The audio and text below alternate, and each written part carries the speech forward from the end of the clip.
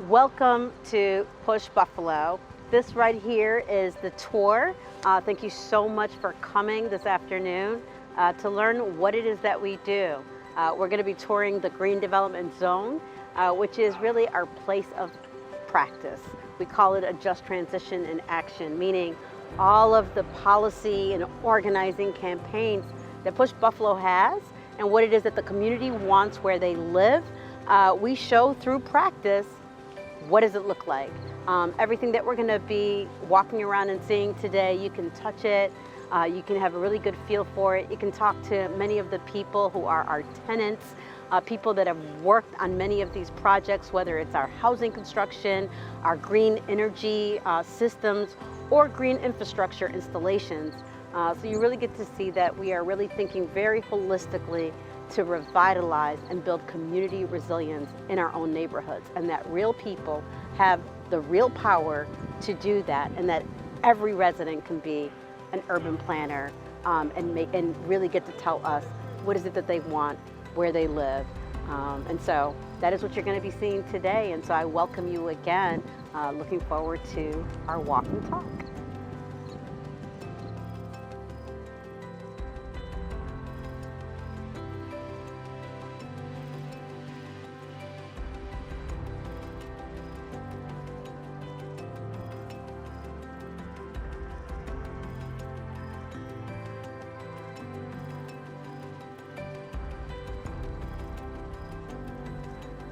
So here we are at the 14th Street Community Garden. Come on in and I'll tell you a little bit more about it. Push acquired this lot sometime in 2010.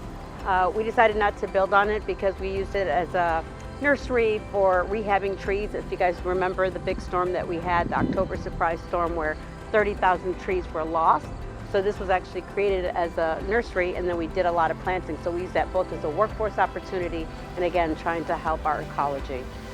So over time, we didn't need to do that anymore, and that program ended. So we worked with the residents to ask them what would they like to see here. Did they want us to build additional housing? Did they want us to preserve it as green space? So what they said is this was a little bit of a food desert. The closest grocery store is Tops on Niagara. And so many people don't have vehicles or cars. So we basically engaged it with the residents. This is what we decided to come up with. It's 28 different plots that are 10 by 10. People harvest the food that they grow here 3, 4, 5 times in a season, depending on the season. Oftentimes when I look inside, I see, things that I've never seen before, but we have many East Africans and folks from Burma. So they grow food that's culturally specific to them and their families. Obviously they save a lot of money, but what we see oftentimes too is our farmers where 2, 3 generations are represented here, where mom, maybe has a baby on her back, grandma, mom, and the little kids that then take the water that we harness from rainwater coming off of these 2 properties to irrigate their land. When we first started this, it wasn't very sustainable because we didn't have a way to bring water here. And so we worked with the city of Buffalo. We had a hose that was 150-foot long hose, tapped into the fire hydrant and did that. And then we got a little bit smarter. So we were able to utilize these cisterns. We have about 6 cisterns that we've sunk in or have above ground throughout the Green Development Zone. This right here has a really interesting story. So this was our pilot project for our Push Blue staff to learn how to install green infrastructure or rain roofs. So we could do, green infrastructure on land, but never on a roof. So we're gonna walk over by the Club Utica building that has a flat roof. It's a 100-foot flat roof. And so we work with a private business enterprise that taught our people how to install this living roof. So that was installed back in 2016. It's still doing very well. After they learned this, 2 months later, when the construction company was ready for them, they went ahead and installed the 100-foot living roof that is over at Club Utica. What is also amazing about this and thinking about sustainability is that we had someone that wanted us to come and deconstruct the farm for them. So they brought back all of these materials and created this picnic shelter. So we've got this not just on this site, but also at our Hampshire Street Community Garden, which has 14 lots. And back there, you'll see 2 cisterns. Again, these were redeveloped. They do not belong to Push Buffalo, but they did allow us to disconnect their downspouts from going into the sewer system and actually connecting them right here to the cisterns.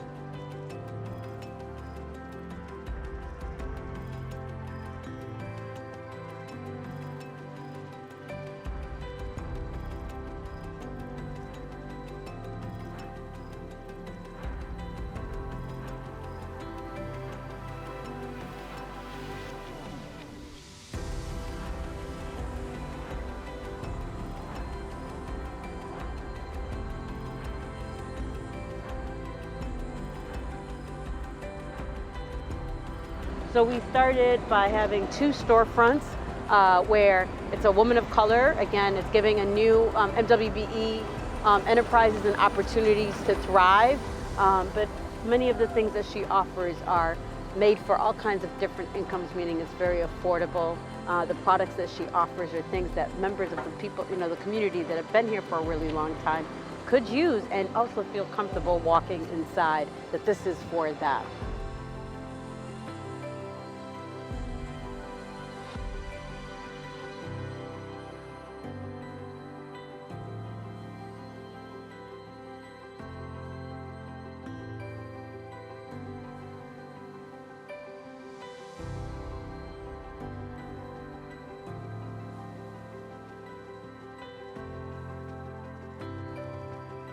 This is the Massachusetts Avenue Park. It's actually a city-owned park. Years ago, and I grew up in this neighborhood, I never knew that this park existed past over here because it had grass that was about 20 foot high. It was really a derelict park. So if you look back there, you'll see that there are basketball courts. Apparently they were always there. This little area, which is all brand new equipment, used to be right here, and so the kids would slide right into the street, and you see how busy Massachusetts Avenue is. And so, as I said, we work with about 18 residents that lived around here that had children that wanted to clean this park up. And so this is the only sign in the city of Buffalo where it says Mass Ave Community Park, and that was helped to be revitalized with MAP, PUSH, and the Butler Mitchell Center, which is the Boys and Girls Club. That picnic shelter was part of phase 2. It actually has electricity on it, so we throw parties here. Community members can throw parties here. They can grill. There's a few grills there. And then over there, this is a huge immigrant refugee community that plays soccer. And so we worked it out with the city where every week now they come and draw the soccer lines, and we partner up with the West Side Community Center to provide soccer, not just for the little kids, but also the bigger kids and adults. And so then the egress goes, like I said, it goes out to Lawrence Street and then out to Massachusetts Avenue, so that if anything is happening, people feel like they could be safe and disperse safely.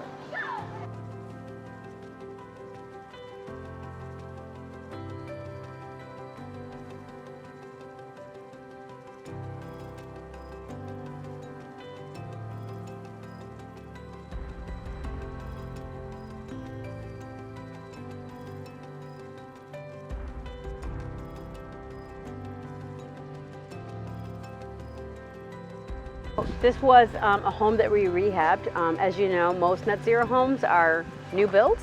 And if you go to places like Germany, they actually are required to only build net zero housing.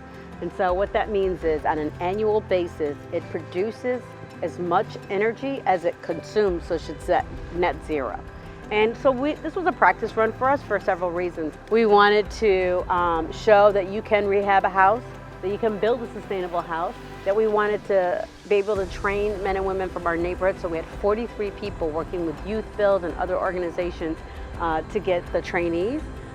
So what it has is a geothermal system that is actually horizontal, so it's about 100 foot long. We'll walk by there shortly. There's a solar roof panel on the backside of this house, which you will be able to see. And it's got some really great super insulation. And recently we went and rehabbed a few things because the technology has gotten so much better since 2010 when this was completed to now. So we've made it, the system work better. We actually took out some of the insulation. We had actually insulated it too much, and then we installed the air quality monitor so that we're able to see how it's functioning and so forth.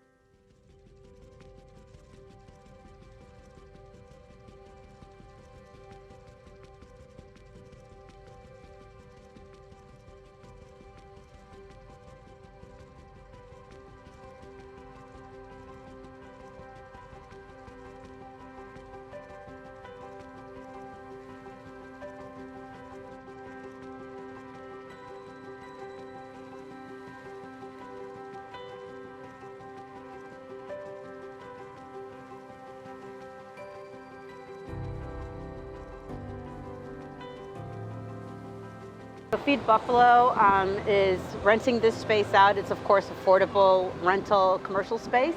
And what's great about Feed Buffalo is the community got to select who would come in here. It was between Feed Buffalo and a chocolatier, actually. It was a very difficult decision because obviously they're both really powerful, dynamic Black women that would have been running it, but they decided that the need for halal food pantry was really important in a community that of course has many immigrants and refugees, many of them who come, who practice Islam or are Muslim and actually eat halal food. And actually I don't think there is any other halal food pantry anywhere in the city of Buffalo.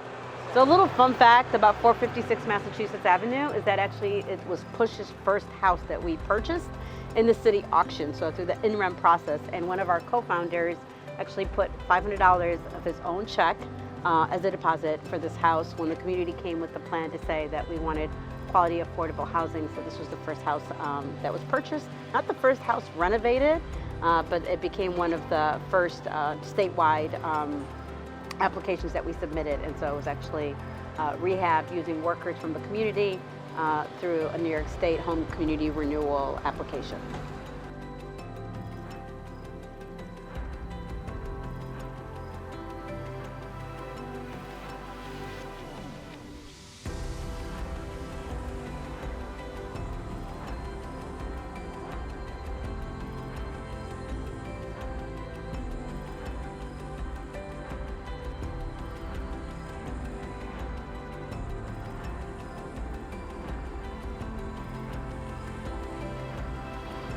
We're at 460 Massachusetts. This is a 5-unit project, part of an 11-unit project in total. And it was the first time that we actually did ADA compliant apartments. So we've got 2 units here that are fully accessible. As you can tell, there are ramps. This right here is a community space. And what's great about that is back before Push had a lot of space, we used this as our conference or meeting space. But the tenants can actually schedule to do things like they've had baptism parties here, birthday parties, they've had repasts. So it's a really great space for them. We've tried to include, tenant meetings in there. And currently we're also using it for the hiring hall trainings and meetings, in particular to do a lot of the focus groups around the new Sustainable Workforce Training Center. This, of course, is a rain garden design meant to capture the stormwater from this house, but also from the parking lot here. It goes right in there. Funny little story about this is I refer to it as we lost the battle, but won the war. And what does that mean? We were one of the first people in the city of Buffalo to think about stormwater management as a workforce opportunity and using nature-based solutions to create more resilient communities. And so when we built these rain gardens here, we had to go through the Office of Permitting. The Office of Permitting at that time had very archaic rules and laws and said, no, you must connect the downspout into the sewer system through the basement. We're like, hey, so Buffalo's under a consent decree to address this combined sewer overflow. Like, y'all should probably talk to the Buffalo Sewer Authority, who now is responsible for addressing the CSO issue. And so we, of course, were funded by New York State Home Community Renewal. We were on a timeline. And so, interestingly, the downspout here catches the stormwater runoff from the parking lot, but not from this house. And so we had to continue building, but we continued to fight with the city until they changed their permitting. Of course, they did change their permitting within a year of us installing this rain garden, and we've been able to build over 100 rain gardens all over the city, including on all of Push's projects.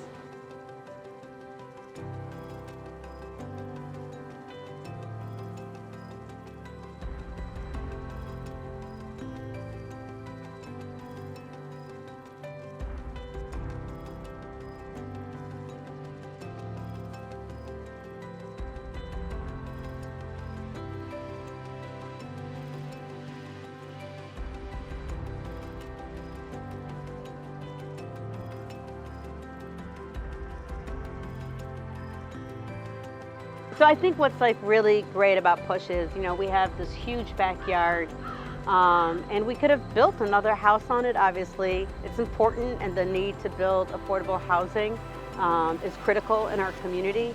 But at the same time, we really need to understand that there isn't as much green space in many of in Buffalo because it was designed to be dense. But also, we know when we think about, stress levels in our community, when we think about mental health, that green space is a really great way to de-stress. And so we decided to leave this backyard alone and connect these two properties that we own to be used as a backyard. Obviously, this is big enough where we have had birthday parties here. We've even had staff parties here.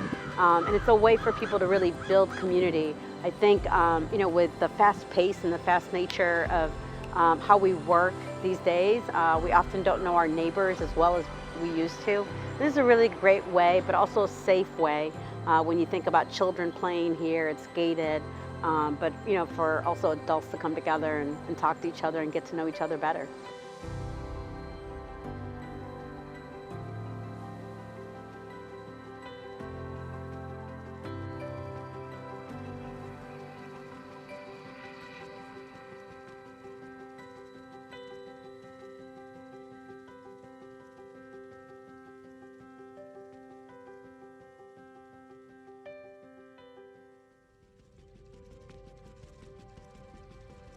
The Sustainability Workforce Training Center is designed to be a living laboratory for sustainable technology.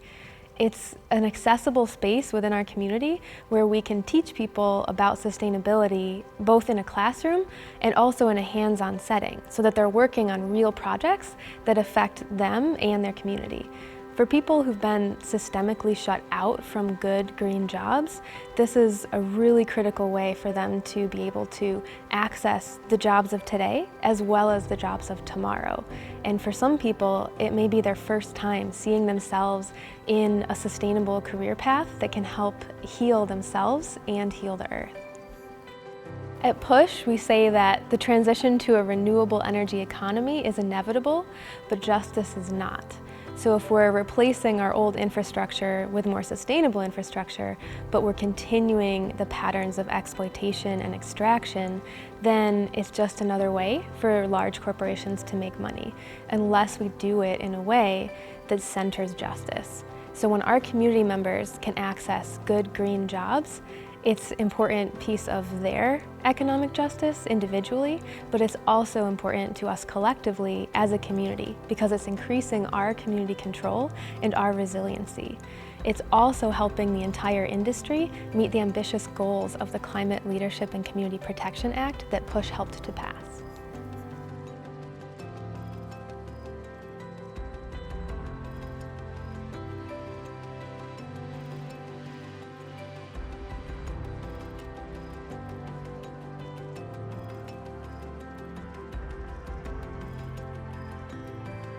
I think what's really great about this building is it used to be a school building, and we had, during the planning phase, which was about 4 years, we had a lot of folks that were under the age of 24 on the planning team, and we had most folks that were 55 and over. And so when they decided during the planning meetings that we were going to build senior housing, the young people turned to the elders and said, well, we want this to be intergenerationally programmed. And the elders were like, oh my God, yes. So they were really excited.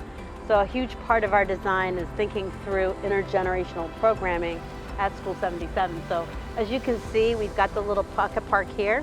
What was really amazing about it is we had 5 to 10-year-olds actually part of the design team to come in as a focus group to tell us what we should build. And so this is how we built what you see here.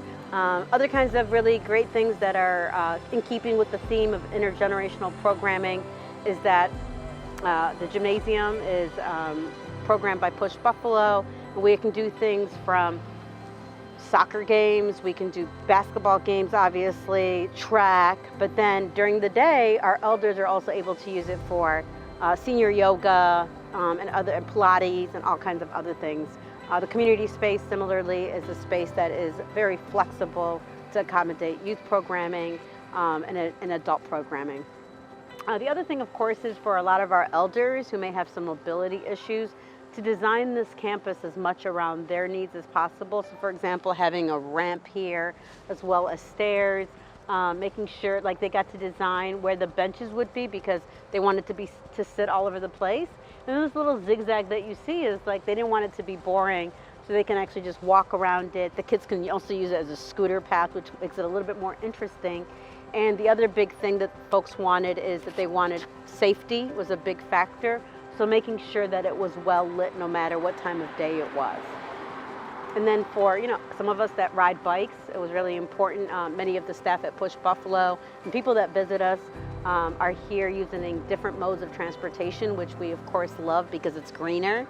And so we encourage people walking, people on bikes and using public transportation, of which we do have a bus that goes right through here. And so we see throughout the building campus itself that we have bike racks.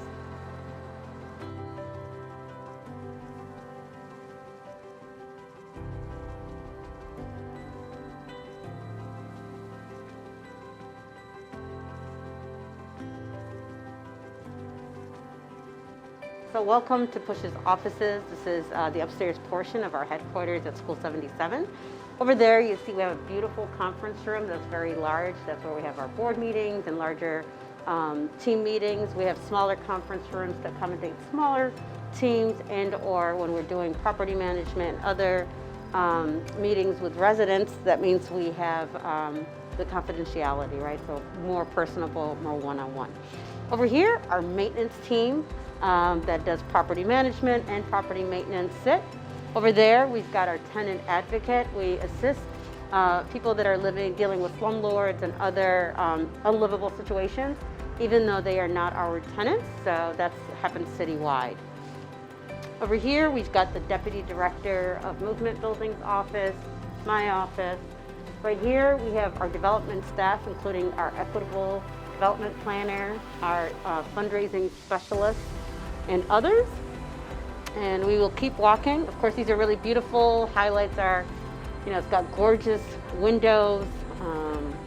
And this was a LIHTC project, but we also got SHPO, which is a historic tax credit on this building. So we were able to maintain much of the old school building. So throughout, including in the senior tenants, including downstairs, you'll see things like the old school closets. You will see chalkboards and so forth. Over here we have our Push Blue team. They do our stormwater management. Over here is our new economy department, really working with social enterprises, worker ownership, and community ownership of resources. And that work happens both internally for Push Buffalo. Our partner there is Cooperation Buffalo, which is now a program of Push, as well as working with outside businesses and transition them to worker-owned enterprises. Back there is our community planning and development. So all of our affordable housing planning and development work happens with those staff, in addition to running the Buffalo Neighborhood Stabilization Corporation, or BNSC, which is our housing development arm that also includes our land bank, where we land bank properties until the communities had a chance to do the planning. And most of our housing development projects take anywhere from 2 years to 4 years. That's the level of deep engagement that we do to truly understand that what we are building is something that the community wants. And of course, we incorporate everything else that we do, from thinking about new economy strategies with commercial spaces, thinking about the eco-landscaping and green infrastructure on these projects, and the hiring hall itself, where we have trained workers from our communities to then be able to work on our own projects as well as other projects throughout the city with other businesses.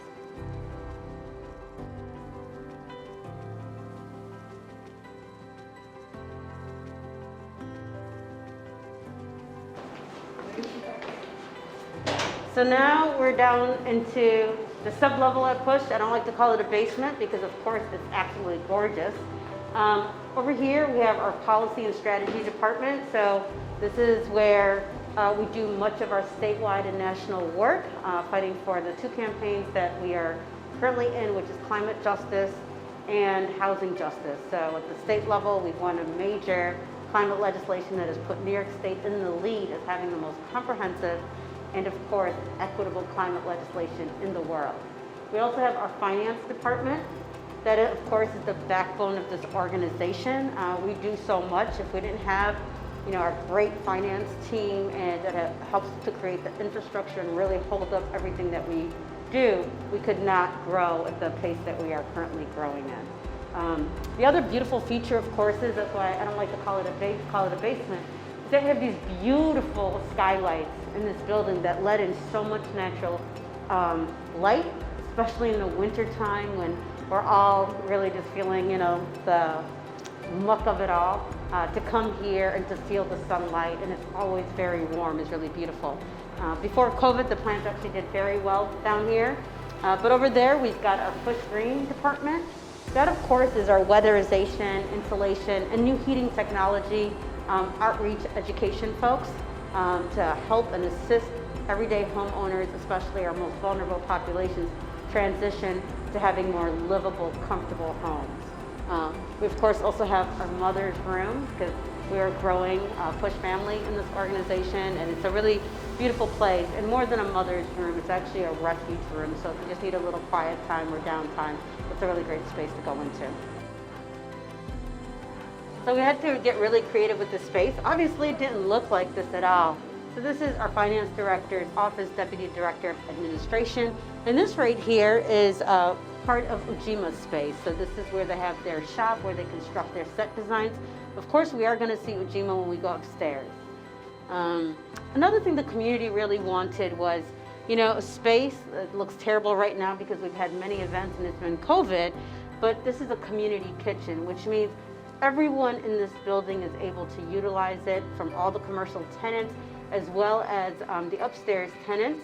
We do many community events, which I'll show you next.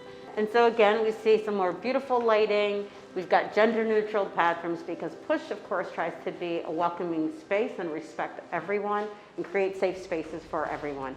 This is one of my favorite spaces here at Push Buffalo, and this is our community room.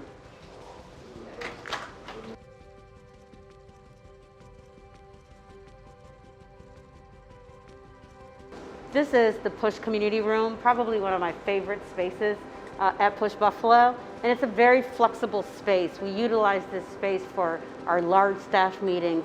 The commercial tenants oftentimes use it for their staff meetings or different trainings that they're doing. And of course, Verve Dance Company teaches their classes here, teaching boys and girls how to do b-boy dance moves. And oftentimes the tenants will also use it for things like yoga, community meetings, tenant meetings. So it's a really beautiful space because of all the lighting in here, but also just the ability to be flexible and do a whole different host of events for the community.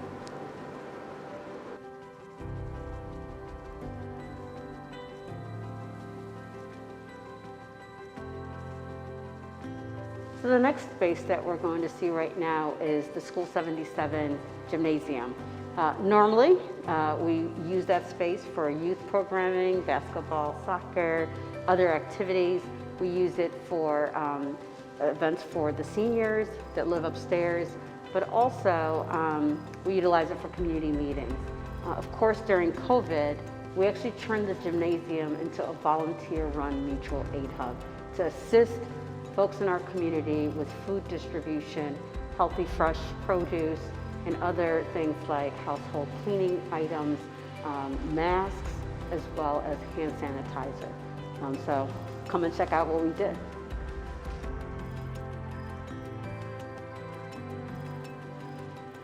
This space in this hallway is one of our commercial tenants called Piece of the City. What was really great about Piece of the City is that, again, people wanted intergenerational programming. So Piece of the City serves in-school and after-school Buffalo Public students from kindergarten all the way until they graduate in high school. They do everything from having a social enterprise where they have a Build a Bike program. They make soaps and candles and jewelry with the kids. They also do in-school, after-school help and support, as well as arts programming. I think the thing that they're very famous for here in Buffalo is their Shakespeare Comes to 716, which you have, kids that are new Americans and other teenagers really doing an urban flavor Shakespeare production. It's really a beautiful thing to see if you've never seen it. But it very much aligns with Push's mission and the mission of this building redesign.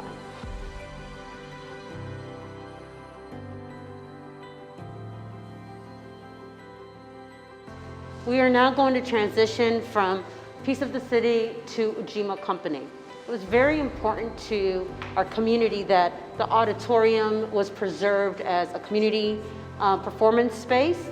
And so through the engagement process, they selected Ujima Company.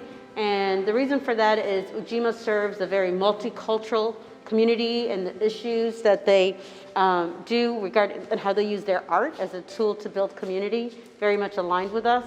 Also, the programs that they offer are very affordable, and they also made some additional concessions. For example, the elders at School 77 would get a 25 to 50% off discount on their tickets. There'd be opportunities if they wanted to be on stage or work backstage for the theater company. And anyone who walks into to come to see a show at Ujima Company automatically gets 20% off their tickets.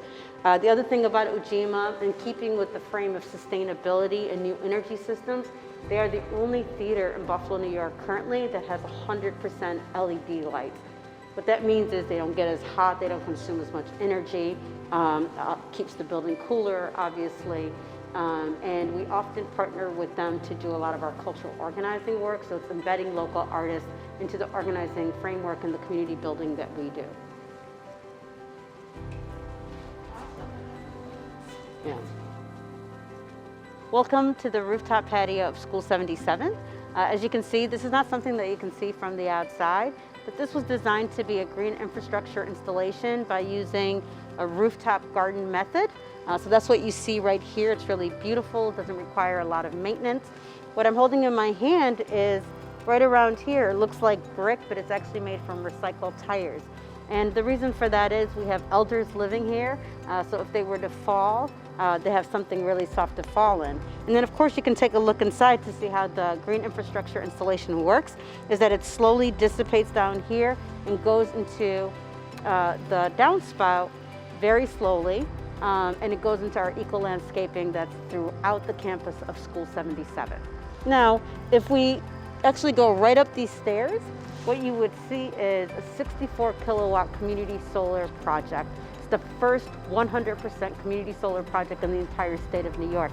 It was installed by men and women from our hiring hall that live right here in our community that were trained to do that. And of course, the net metered solar goes to the residents right here at School 77. So each of the tenants is able to save roughly $135 a year on their electric bill.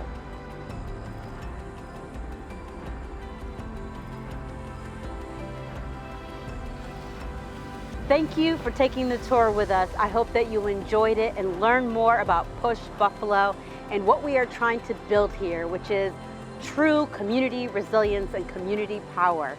I hope you will continue to support Push Buffalo.